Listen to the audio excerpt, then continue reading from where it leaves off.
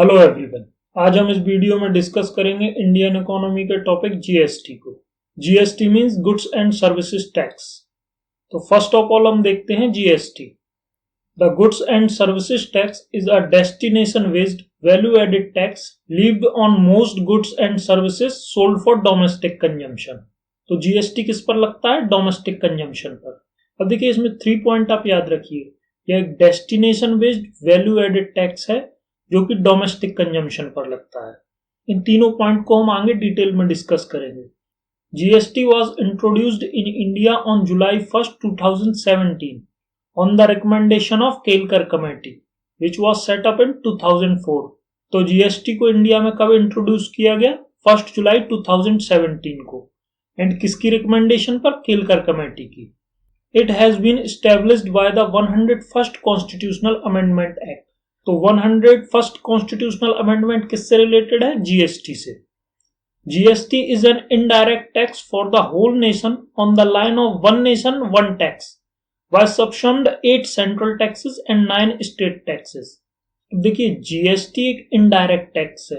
तो indirect tax means ऐसा tax जो लगता किसी और पर है उसको पे कोई और करता है। जैसे जीएसटी है जो रिटेलर्स और सेलर्स पर लगता है, बट उसको पे कौन करता है? कंज्यूमर। तो जीएसटी एक इनडायरेक्ट टैक्स है जिसको बनाया गया है on the line of one nation one tax. GST में 8 सेंट्रल टैक्सेस को एंड 9 स्टेट टैक्सेस को मर्ज करके वन टैक्स बनाया गया है। अब हम नेक्स्ट देखते हैं 8 central taxes and 9 state taxes जिनको मर्ज करके जीएसटी बनाया गया है। तो 8 सेंट्रल टैक्सेस कौन कौन से हैं? Central excise duty.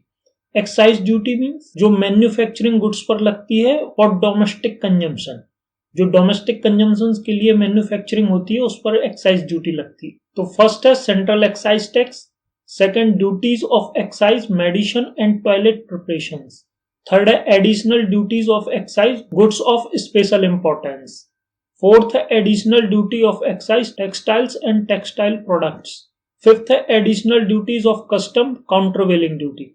Countervailing duty क्या होती है? काउंटरवेलिंग ड्यूटी इंपोर्ट गुड्स पर लगाई जाती है for the purpose to promote domestic product. Sixth है special edition duty of custom, seventh है सर्विस टैक्स एंड एट्थ है सेंट्रल सरचार्ज एंड सेसेस।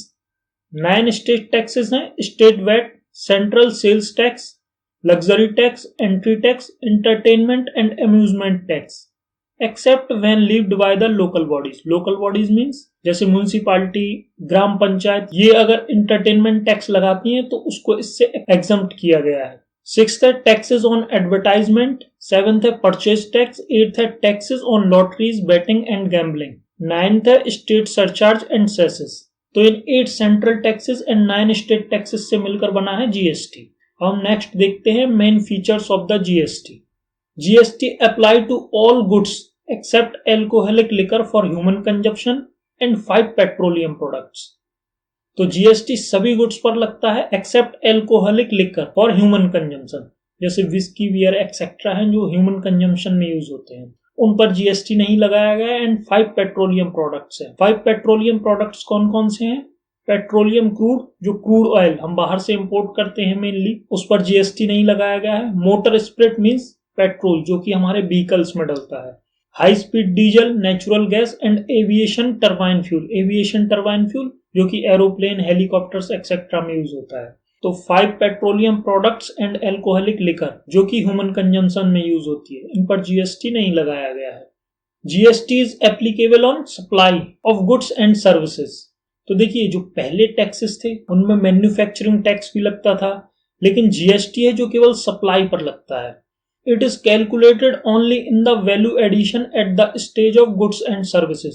अब देखिए ये वैल्यू एडिशन आया था इसकी डेफिनेशन में कि जीएसटी एक destination based and value added service है। तो वैल्यू एडिशन हमने वैट में भी डिस्कस किया है। जैसे वीट है जिसकी कॉस्ट है 100 रुपए पर केजी, अब वीट को कन्वर्ट कर दिया गया है आटा में जिसकी कॉस्ट हो गई है 150। तो वीट को जब आटा में कन्वर्ट हुआ तो इसमें वैल्यू एडिशन हुआ, और वैल्यू एडिशन कितने का हुआ? 50 रुपीज का। तो जीएसटी 50 रुपीज पर लगेगा, ना कि पूरे 150 पर। अब इस आटा को हम बिस्किट्स में चेंज कर देते हैं और इसकी कॉस्ट हो गई है 250 पर केजी। जब आटा से बिस्किट्स बनाए गए हैं तो इसमें फर्दर वैल्यू एडिशन हुआ है, और कितने का वैल्यू एडिशन हुआ है? 100 रुपीज का। तो जीएसटी इस 100 रुपीज पर लगेगा, ना कि 250 पर। तो यह होता है वैल्यू एडिशन। तो जीएसटी किस पर लगता है? वैल्यू एडिशन पर। And it is based on the principle of destination based consumption taxation. अब डेस्टिनेशन बेस्ड का क्या मतलब है? सपोज एक जीन्स बनाने की कंपनी है जो कि जीन्स बना रही है पंजाब में, और यह जीन्स बेचे जा रहे हैं महाराष्ट्र में। तो इस जीन्स बनाने वाली कंपनी को जीएसटी पंजाब में पे नहीं करना है। यह जीन्स बनाने वाली कंपनी कहां पर जीएसटी पे करेगी? महाराष्ट्र में। तो इसीलिए यह है एक डेस्टिनेशन बेस्ड टैक्स। अब नेक्स्ट है, there are two components of GST. GST के टू कंपोनेंट्स हैं। कौन कौन से हैं? एक सेंट्रल जीएसटी जिसको बोला जाता है सीजीएसटी, एंड स्टेट जीएसटी जिसको बोलते हैं SGST. And both centre and state levying GST across the value chain on every supply of goods and services. तो एसजीएसटी एंड सीजीएसटी दोनों ही गुड्स एंड सर्विसेज की सप्लाई पर लगते हैं। इसके अलावा एक होता है आईजीएसटी। आईजीएसटी क्या है? जैसे स्टेट्स के बीच गुड्स एंड सर्विसेज का इंटरचेंज हो रहा है तो उसके लिए आईजीएसटी लगाया जाता है, और यह एक सेंटर लगाता है। The centre levies and administers integrated GST on all interstate supply of goods and services.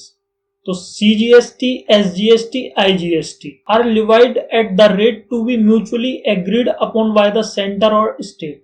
Centre और स्टेट म्यूचुअली डिसाइड करते हैं कि एसजीएसटी, सीजीएसटी एंड आईजीएसटी क्या जीएसटी दर होगी, and the rate are notified on the recommendation of GST council. At present, there are 4 slabs of GST: 5%, 12%, 18% and 28%। अब देखिए, state और सेंटर दोनों म्यूचुअली डिसाइड करते हैं, तो इसके लिए एक जीएसटी काउंसिल बनाई गई जो कि इनके रेट्स को रिकमेंड करेगी। तो नेक्स्ट हम देखते हैं जीएसटी काउंसिल को। Under article 279A, GST council to be formed by the president to administer and govern GST. Article 279 में जीएसटी काउंसिल का प्रोविजन दिया गया है। जीएसटी काउंसिल को कौन फॉर्म करता है? प्रेसिडेंट। किस लिए? To administer and govern GST. और इसका चेयरमैन कौन होता है? Union finance minister. Its chairman is India's union finance minister, and while its member are nominated by the state. और इस काउंसिल के जो मेंबर होंगे उनको स्टेट नॉमिनेट करेंगे। तब रेट्स का डिसीजन कैसे होगा? इसके लिए वोटिंग राइट्स दिए गए हैं। Centre have 1/3 voting rights and state have 2/3 voting rights, and decisions are taken by 3/4 majority। तो सेंटर के पास कितना वोटिंग राइट्स है? 1/3 का, एंड स्टेट्स के पास कितना राइट्स है? 2/3 का। अब जैसे अभी जो अपनी प्रेजेंट स्लैब्स हैं 5%, 12%, 18% एंड 28%, जीएसटी काउंसिल इनको चेंज भी कर सकती है, इनको हटा भी सकती है। इन स्लैब्स में कौन सा प्रोडक्ट किस स्लैब में आएगा, इसका डिसीजन भी जीएसटी काउंसिल ही करती है, और जो भी डिसीजन 3/4 मेजॉरिटी से पास होता है उसको इंप्लीमेंट किया जाता है। अब हम नेक्स्ट देखते हैं बेनिफिट्स ऑफ जीएसटी। अब देखिए, जो इसके बेनिफिट्स हैं वही इसकी नीड्स थी। To create a unified common market, simple and easy to administer. देखिए, टैक्स फाइलिंग को, टैक्स कलेक्शन को इजी बनाने के लिए जीएसटी को लाना जरूरी था। यह इसका बेनिफिट भी है कि simple and easy to administer, discourage tax evasion, increase tax compliances, streamline taxation. अब देखिए, जीएसटी आया तो कई सारे टैक्सेस को मर्ज किया गया और सिमिलर लॉ बनाए गए सेंटर एंड स्टेट्स के लिए। इससे टैक्सेशन की प्रोसेस भी इजी हुई है through harmonisation of laws, procedures and rate of tax between centre and state and across state. Reduce corruption. अब जीएसटी फाइलिंग ऑनलाइन है, इजी टू फाइल है कि आप इजीली घर बैठकर कंप्यूटर से फाइल कर सकते हैं, तो इससे करप्शंस भी कम हो जाएगा। तो यही इसकी नीड्स थी कि ये एक यूनिफाइड मार्केट बनाना है, टैक्स कलेक्शन को इजी करना है, एवेजन को कम करना है, करप्शन को कम करना है, एक्सेट्रा। तो यह था हमारा जीएसटी के बारे में। Thank you for watching this video. I hope you like it. If you like it, please like this.